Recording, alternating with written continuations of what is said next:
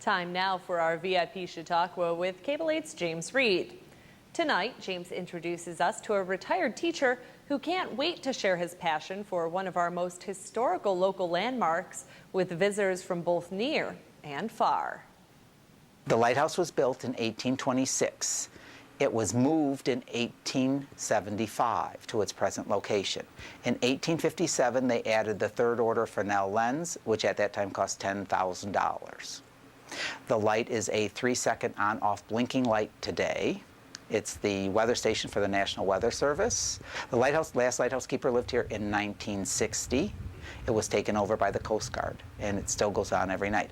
In 1942, they turned it into an electric light. It was an oil lamp until then, and it was on a lens clock mechanism that made the light go around in a circle that had to be wound every 4 hours.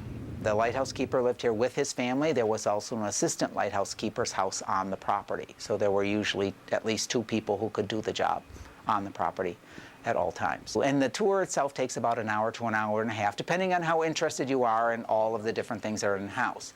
The first floor is set up like the lighthouse keeper would have had it between 1875 and 1960. We have lots of period pieces. So for instance, in the kitchen we have an old-fashioned gas stove, and we have an ice box, and we have a coil refrigerator, and a wooden washing machine. In the dining room they have the coal stove that they would have used to heat the dining room with, and a first electric toaster is in there. We have a doll that's over 80 years old that children in that era would have used. In the living room we have a Victrola and a piano and the foot pedal sewing machine. We have a clock that was from 1887 that was purchased by the assistant lighthouse keeper on the birth of his first son. We have chairs that are from the 1800s. We have this wedding dress right here that is made out of 2 World War II parachutes, and it was worn by 4 local sisters between 1945 and 1953. The second floor, there are actually 4 bedrooms. Each bedroom is dedicated to a different branch of the armed forces. There's a Marine room, an Army room, an Air Force room, and a Navy room.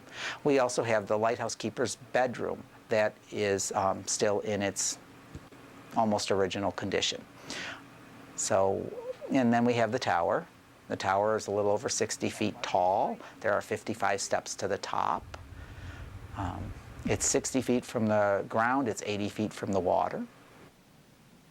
All right, thank you, James. Now be sure to join us again next week for part 2 of our profile. In the meantime, for more information on visiting hours, tours, and more, check out the comprehensive website at dunkirklighthouse.com.